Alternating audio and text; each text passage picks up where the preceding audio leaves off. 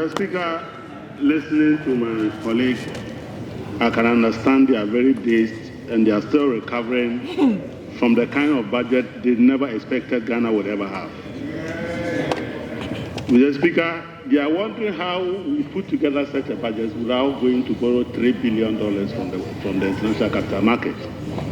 For them, that type of budget can only be financed with borrowing on the international capital market and even use some of it to celebrate with kinky and fish.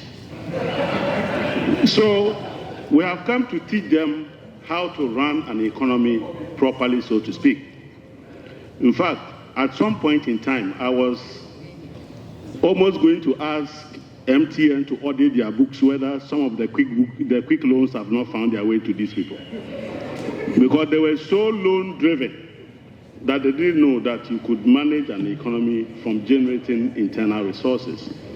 But, Mr. Speaker, in 2019, the government of Ghana, led by Ken Ofori-Atta, the then finance minister, went to the IMF after he failed to meet the performance criteria and applied for waiver for the non-observance of performance criteria.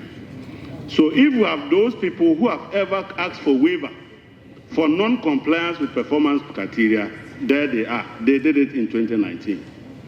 So in 2019, they did not end the program. They ran away from the program by asking the IMF to forgive them because they simply didn't have what it takes to complete the program. That is what they did. But, Mr. Speaker, audited financial data. When did we ever come here to present a budget with audited financial statements? When you come here to submit a budget, you normally will come here in November. I'm saying that you normally will come to this house with your budget in November. The financial year wouldn't have even ended for you to even audit. And you have been doing that for 8 years. And today you are asking that we should have come with audited financial statement before we can declare the deficit that we inherited. What type of logic is this? Where does that happen? I don't know when that started happening. So, Mr. Speaker, our situation, our country has been messed, and we are doing a lot of work to bring this economy back on track. Mr. Speaker, when you inherit an economy that is a galamsey economy, you inherit an economy that has borrowed up to the roof and declared bankruptcy. Mr. Speaker, you need to do a lot of heavy lifting in order to put the economy back on track. You don't generate growth when you are doing heavy lifting. You do that when you have reset the economy, then the economy will be on the path to growth. So wait until the following year, you will see when the resetting starts working, that the economy would overperform. In any case, when they believed in the economy, they budgeted for growth of 3.2%. That was the budget you brought here. So why are you speaking to outturns? Wait till the outturns come and you will notice that we may likely achieve a target of more than 4%. We are being cautious because we understand the amount of heavy lifting that we need to do. Mr. Speaker, they are surprised that we are running an economy where we understand that as social democrats, you don't take money from the poor to take care of the rich. So when they were taking money from the poor, Ghana now has a president which is very empathic, a humane president who says the poor has been shouldering the development of our country, so I am going to give you respite. So here, today, you will find that we are abolishing all those taxes that you impose on the poor. E-levy is no more. We are abolishing e-levy. And tomorrow, he will be with me to move the processes towards abolishing that tax so that His Excellency can sign it into an act and repeal it. Mr. Speaker, we have a country where the government of the day was looking in all places for taxes. Every least excuse, they will impose a tax. They said there is Bola sitting and Nima, sanitation tax. They say there's a disease called COVID-19 tax. The people of Ghana are very lucky. By now, we have been hearing deportation from the United States levy in our country. The tariff war, we have been hearing tariff levy because our economy is suffering from Donald Trump. But here, Ghanaians don't even know that there's a tariff war. Ghanaians don't even know that Ghanaians are being deported because we will not ask them to pay levies for the people that are being deported.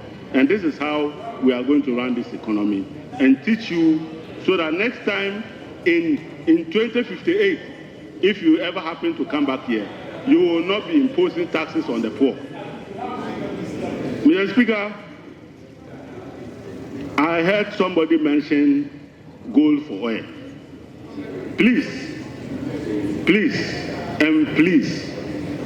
this is the last time you should even attempt to talk about gold for oil.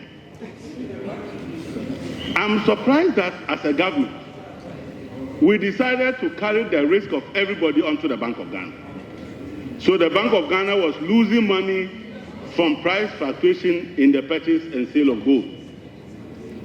Then when we gave it to BDCs and BOS, the leakages and the losses on fuel, Bank of Ghana was bearing it. Exchange losses, Bank of Ghana was bearing it. The net effect is that our net worth at the Bank of Ghana is now 73 billion Ghana cedis. That is what we are seeking to stop. That is what we are seeking to make the people of Ghana know how the best people who manage economies operate. You can't take a bank with stated capital of 10 million and generate a deficit of 73 billion and still counting. And you are asking us to continue that obnoxious policy which created this type of situation. We will not do that. We will find a better way to support the system and make sure that the city is truly stable. And you will see how we are going to do that. And we will show you how to do it. Mr. Speaker, I heard him talk about the budget allocations for education. We were in this country when a government refused to provide textbooks, but rather teaching our children PASCO. You go and buy past questions for our children. So chew, pass, and forget. Our children were learning past questions here. The minister is bringing interventions that will bring critical learning and critical training of the brains of our children. We are providing enough textbooks and not past questions. And you should be praising us for that. The people who capped the GET fund are today asking the minister who is uncapping it how much money he will make from the uncapping. You are not even ashamed. Who capped it? When you were having this red, gold, green in our secondary schools, and our children were lying and sleeping everywhere on the corridors, you were rather centralizing GET fund money and sending it to the government so you could construct a hole just behind here called the National Cathedral. You were taking the money from GET fund just so the president can fly a private jet. And we are making sure that those monies are spent properly, and you are questioning that also. But Mr. Speaker,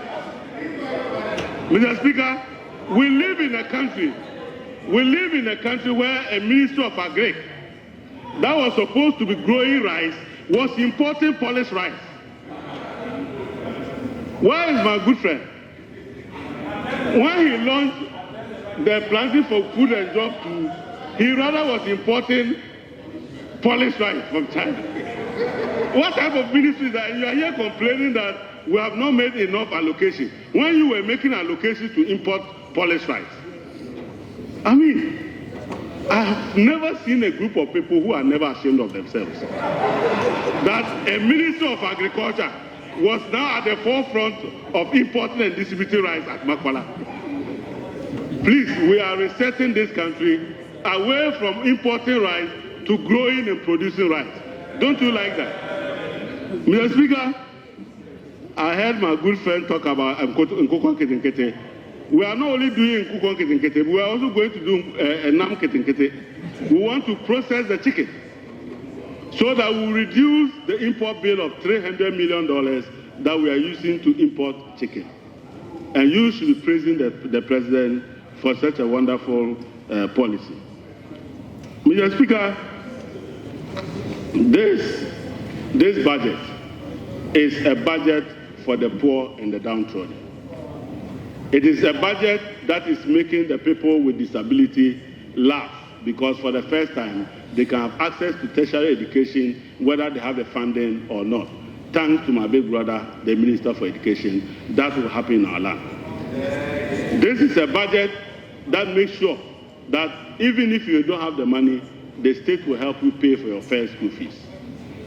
At the end of the day, this is not the type of budget that puts our children into NAPCO and rob them of their allowances. This is not the kind of budget where the government didn't have money but was busy breeding ghosts and paying them and failing to pay national service personnel, but they had money to pay ghosts. This is not a type of budget. This is a human-centered budget where the ghosts are back. Some are sitting at the back there. When you are going, look over there, there's a cemetery there. They are back in the cemetery. If you pass through Awudomi, you see some of them that they are crying that we have taken away the money they were chopping at the NSS. This is not the type of budget that we are here to joke with. But Mr. Speaker, we have a government which for several years prioritized sloganerism and not develop our country. We are bringing a big push. We have made an initial allocation and you are complaining. But when you said the year of roads, what we saw was that your own vehicles were getting stuck in your campaign travels. We are not going to do year of roads. We are going to do proper roads. And you see every Friday, this gentleman will give you an update on what we are doing to fix our roads. But Mr. Speaker, apart from that, we were in this country when we heard that there was a minister for railway development, a minister for aviation, a minister for port, and a minister for transport. Now we have almighty one man. He doesn't have macho hands, but he has this one. He is the only man doing aviation, doing railway, doing port services. The work that 5 of you were doing, only one man sitting here is doing them. And you are not clapping for him. Mr. Speaker, when you see that man, you have to clap for him. Honorable member, you have 1 more minute. Thank you very much. I was so engrossed I didn't know Speaker has come. Thank you very much, Mr. Speaker.